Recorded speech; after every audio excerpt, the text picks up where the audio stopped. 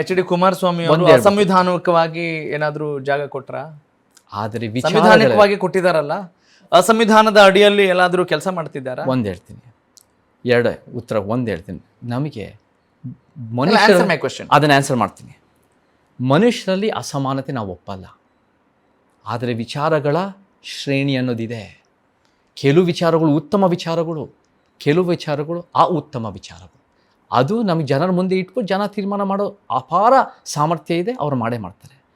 ಈ ವಿಚಾರ ಹೇಳಿದಾಗ ಎಚ್ ಡಿ ಕುಮಾರಸ್ವಾಮಿಯವರು ಈ ಸ್ಮಾರಕ ಮಾಡಿದಾಗ ಅಸಂವಿಧಾನಿಕ ಅಂತ ನಾನು ಯಾವತ್ತೂ ಆ ಪದ ಬಳಸಿಲ್ಲ ಈಗ ಸಂಬಂಧಪಟ್ಟಂಗೆ. ಅದೇ ನೀವು ಬರೀ ಸಂವಿಧಾನದ ಪರವಾಗಿರ್ಬೇಕು ಅಂತ ಹೇಳೋರು, ಏನು ಸಂವಿಧಾನದ ಅಡಿಯಲ್ಲಿ ಕೆಲಸ ಮಾಡ್ತಾ ಇದ್ದಾರೆ? ಅಸಂವಿಧಾನಿಕ ಅಲ್ಲ, ಆದರೆ ಆ ಒಂದು ನಡೆಯಿಂದ, ಆ ಒಂದು ಡಿಸಿಷನಿಂದ, ತೀರ್ಮಾನದಿಂದ ಸಮಸ್ಯೆಗಳಿಗೆ ಹೊಸ ಸಮಸ್ಯೆಗಳು ಹುಟ್ಟಾಕಕ್ಕೆ ಕಾರಣ ಆಯಿತು ಅನ್ನೋದು ನನ್ನ ವಾದ.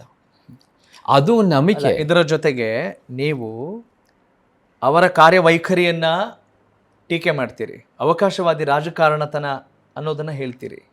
ನಿಮ್ದು ಅವಕಾಶವಾದಿತನ ಅಲ್ವಾ? Are you not ಆಪರ್ಚುನಿಸ್ಟ್?